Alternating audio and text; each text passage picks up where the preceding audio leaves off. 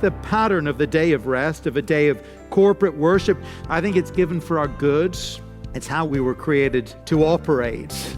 We need to remember that we weren't created for constant work, for constant striving in this world. We were built to share in the joy of God's rest.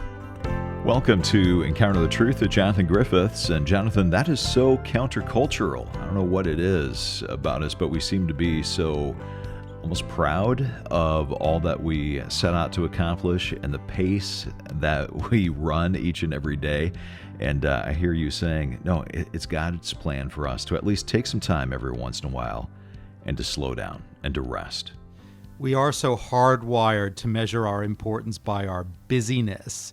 And it can be a point of pride that, I'm so busy, my phone's going the whole time, my email's going the whole time, or I need to be at work, dawn till dusk every day. And we need to unlearn that a little bit as Christians. And it's for our health and for our good to take rest.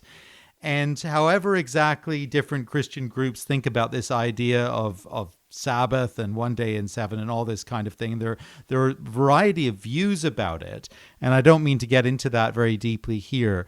But I do think the creation pattern of taking 1 in 7 to down tools and to restore our strength to invest in relationships, particularly within the family of God. It's so important, perhaps more important than ever.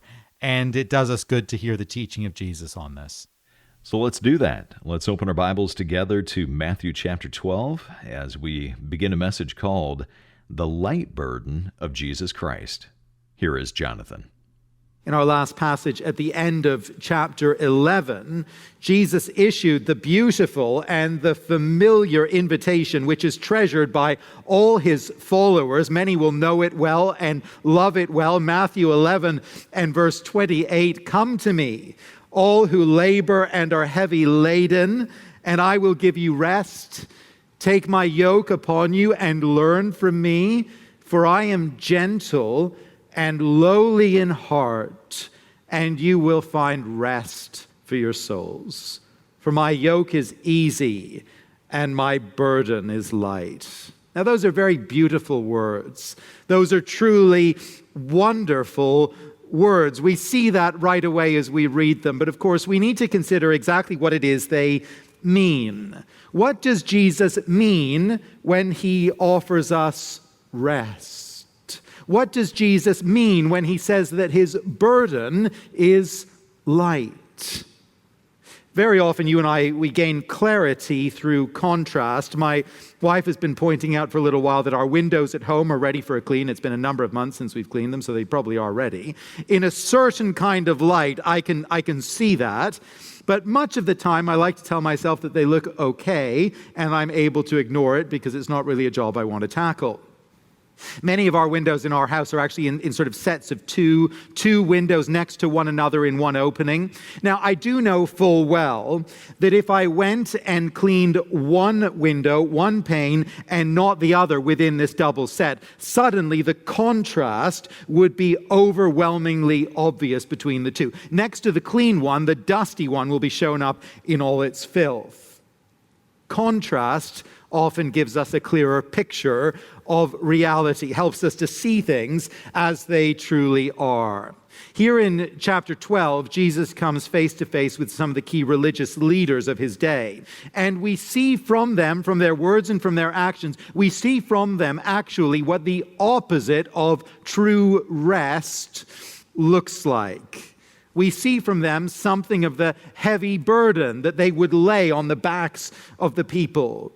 And as Jesus begins to engage with these different leaders who are actually so unlike him, we see more clearly who Jesus is. And we see more clearly what is the rest, the light burden that he offers.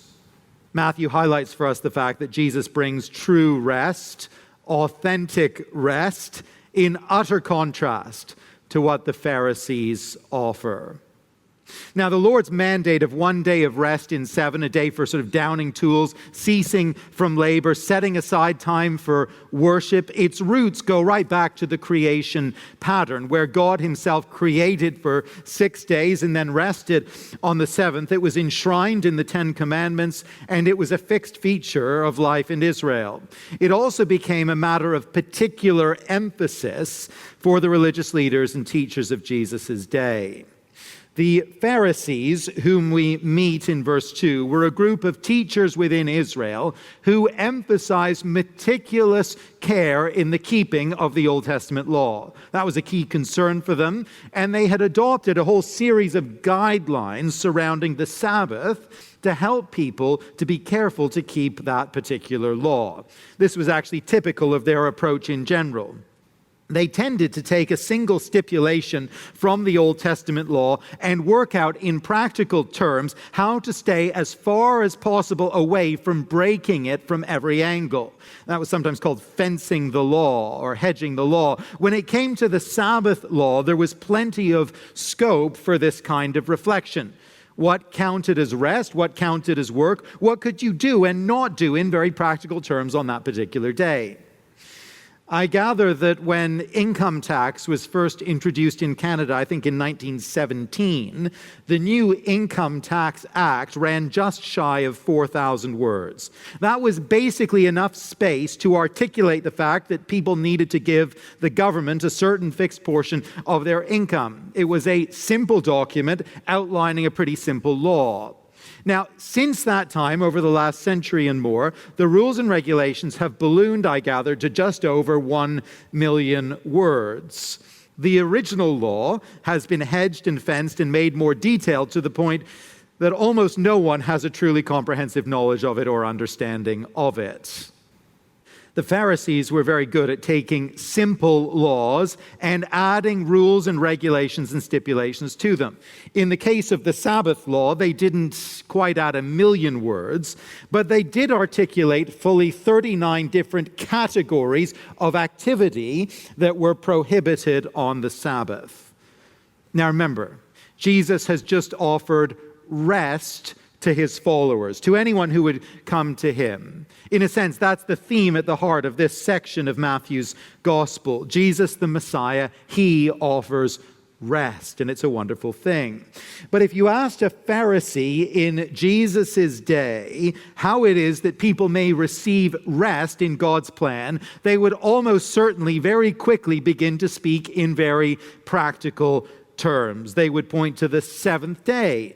They would point to Sabbath observance. The Sabbath was the day of rest. Observing the Sabbath, avoiding the 39 categories of prohibited activity, that was the way to access rest. And so verse 1, it actually takes us to the heart of the question of true rest. The Pharisees' vision of it and Jesus' vision of it. At that time, Jesus went through the grain fields on the Sabbath. His disciples were hungry and they began to pluck heads of grain to eat. But when the Pharisees saw it, they said to him, "Look, your disciples are doing what is not lawful to do on the Sabbath." You can almost picture the Pharisees sort of lying in wait, just watching the disciples as they amble their way through the field, looking for an opportunity. The Pharisees, they view the action of the disciples as a kind of reaping and thus a prohibited category of work, thus an illegal activity. And they want an answer from Jesus. What's he going to do with this? They want Jesus actually to condemn the disciples for their infraction. They probably want a punishment, which would have been typical in that day. Jesus' answer to them is quite fascinating, and it comes in multiple parts. In the first instance, he takes us back to an incident in the life of great King David when he was fleeing from Saul in 1 Samuel chapter 21.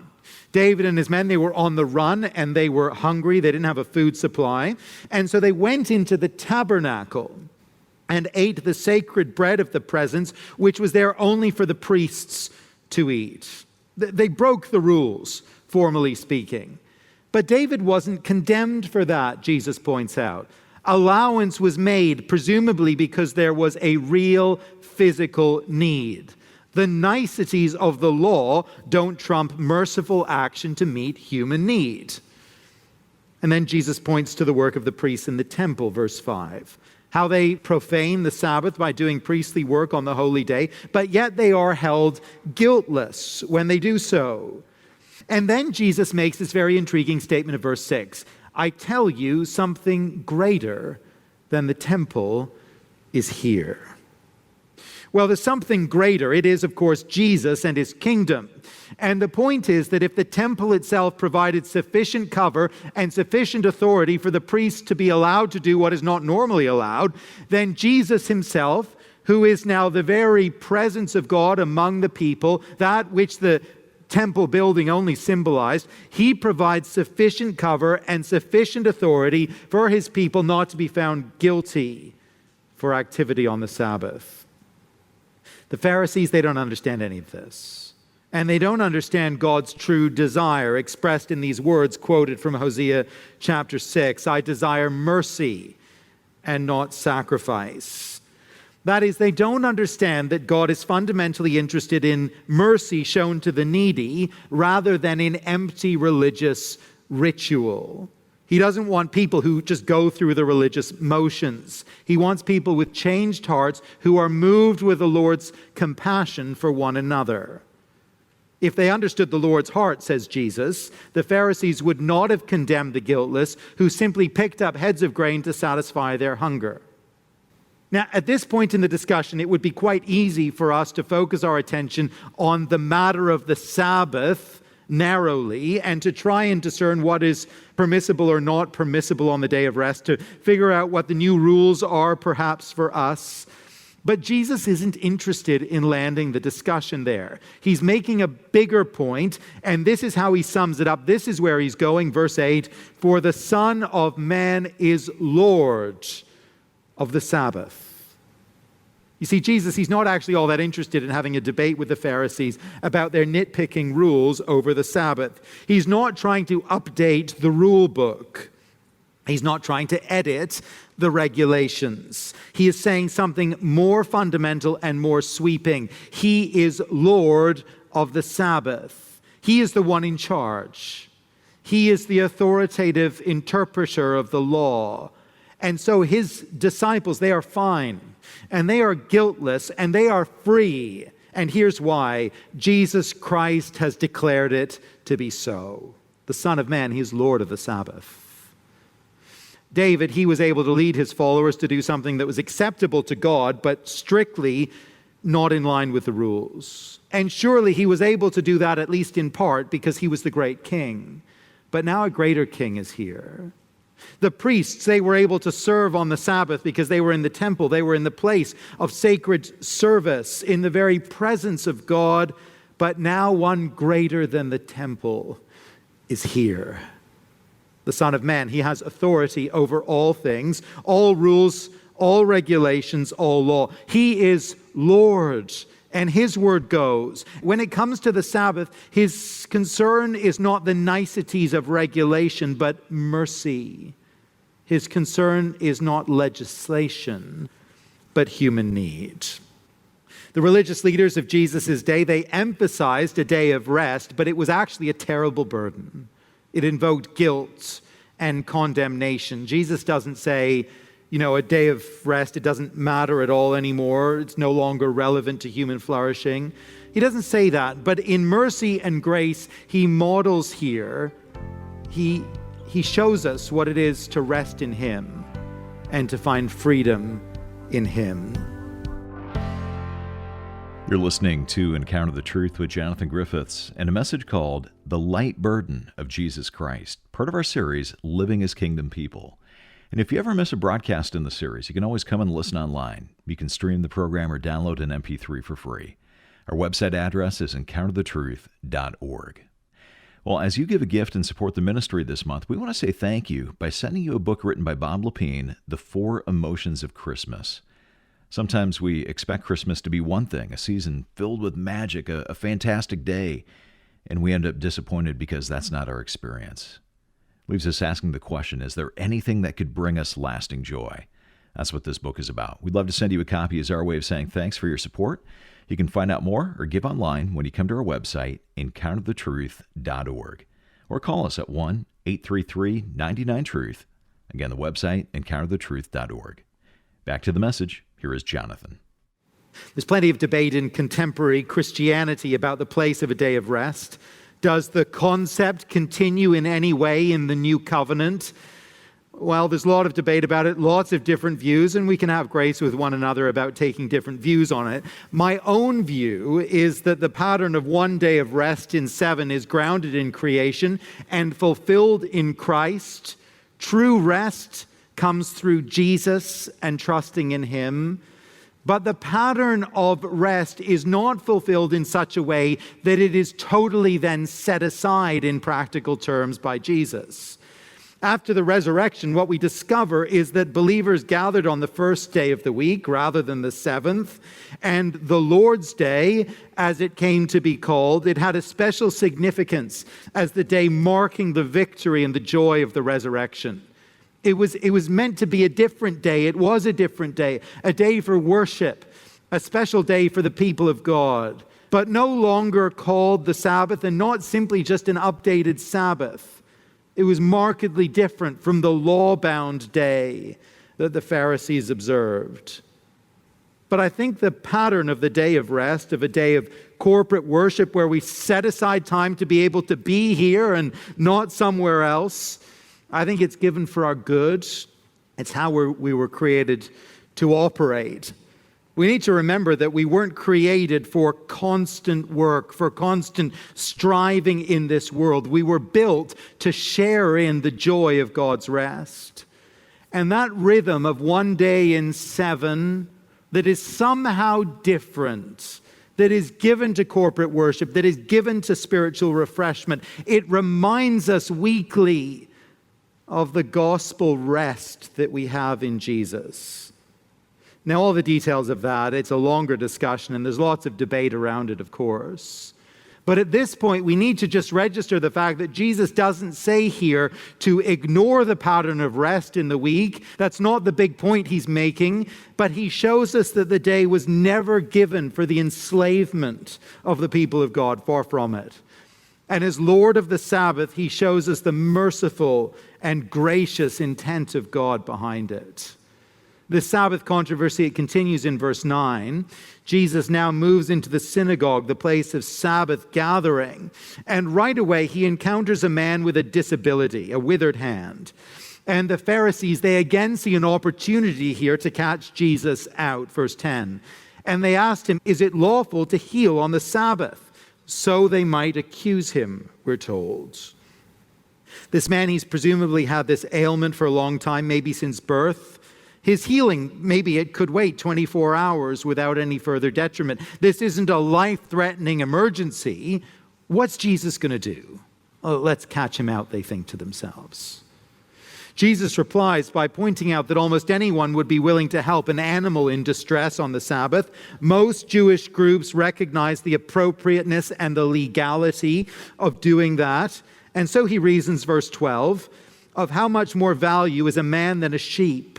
So it is lawful to do good on the Sabbath. Jesus then mercifully heals the man. His hand is restored. That's no shock to us, of course. We know that Jesus is the merciful healer. He delights to make broken people whole. But the real shocker here is the response of the Pharisees, and it is shocking, verse 14. But the Pharisees went out and conspired against him how to destroy him.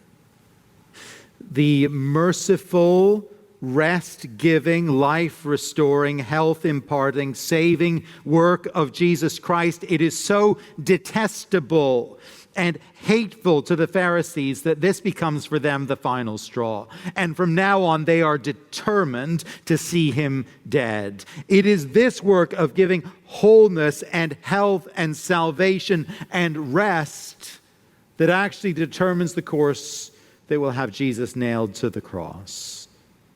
See, what we are seeing here is not simply a debate or a difference of opinion about how to honor the Sabbath, how to treat a day of rest. What we are seeing here is actually the very heart of the clash between worldly religion and the true salvation rest that Jesus brings. The skewed religion of the Pharisees, it spoke of rest, it used the language of rest, But their vision of rest was nothing more than a burden on the back of the people. The Pharisees, they dealt in rules and regulations. That was their currency. They dealt in accusation and condemnation.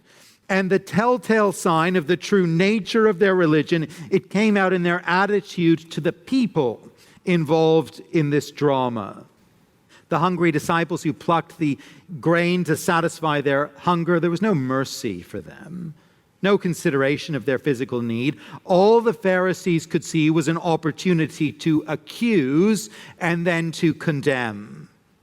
The man with the withered hand, his physical need meant nothing to the Pharisees. He was merely a prop in their drama to be used, an opportunity to catch Jesus out, nothing more, no more significance to him. And wherever we find legalism, wherever we find worldly religion, this is going to be the telltale sign. This is how we'll recognize it. Rules will reign. Religious performance will be a burden. Failure will lead to condemnation, and mercy, it goes right out the window. Now, right there, that's just a warning for us, and perhaps a diagnostic as well.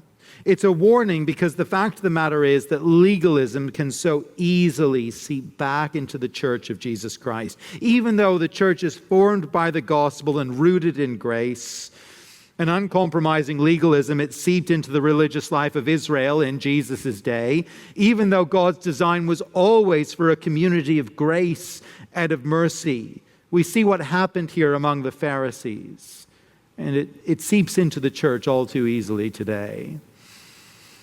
I expect there will be those here and those listening who look at the profile of the Pharisees and their worldly religion, their legalism, their merciless execution of their rules and their rights, and you recognize within that some shadow of a church experience you have had, perhaps years ago, perhaps in childhood or something like that. And the truth be told, you know this kind of thing all too well. It's all too familiar to you. Rules reign, people get chewed up, mercy is out the window. Ever seen that? Ever experienced it? And friends, we need to recognize the ugliness of this kind of thing. And we need to be carefully on our guard against it. It is here as the utter contrast to the heart and the message of Jesus. And so as a church, we need to be very careful, don't we, that we don't add in rules and regulations that go beyond what the scriptures actually say. We need to be careful that our fixation is not modifying behavior, but changing hearts through the gospel of grace and in the power of the Spirit. How easily, even in churches that name the name of Jesus, how easily rules and regulations, traditions that go beyond the scriptures, how easily they become everything, and people get chewed up and steamrolled over in the process. We need to see, friends, how fundamentally different is the message of Jesus from the heartless legalism of worldly religion. How fundamentally different is the true rest that Jesus brings. In this clash of visions over the Sabbath, we've seen a vivid illustration of the contrast between worldly religion and the yoke of Jesus Christ. We've seen the cloudy window and the one that is crystal clear and bright. We've seen the utter contrast between the imposed and burdensome rest of the Pharisees and the true rest of Jesus Christ. We've seen the merciful heart of Jesus and the freedom that belongs to those who follow him. But what we haven't quite seen yet is the basis of this rest, how it is and why it is that Jesus brings this kind of rest to those who would trust in him. Jonathan Griffiths here on Encounter the Truth, taking a look at what Jesus offers, how he brings true, authentic rest. And he does so because he's the true servant of the Lord. Our message is called The Light Burden of Jesus Christ. And if you've missed any part of today's broadcast or any previous broadcast in the series, Living as Kingdom People, you can always listen at our website. It's encounterthetruth.org. You can stream the program or download an MP3 for free. Again, our website address is encounterthetruth.org. Well, for our Bible teacher, Jonathan Griffiths, and our producer, Mark Bretta, I'm Steve Hiller. Thanks for listening, and I hope you'll join us next time.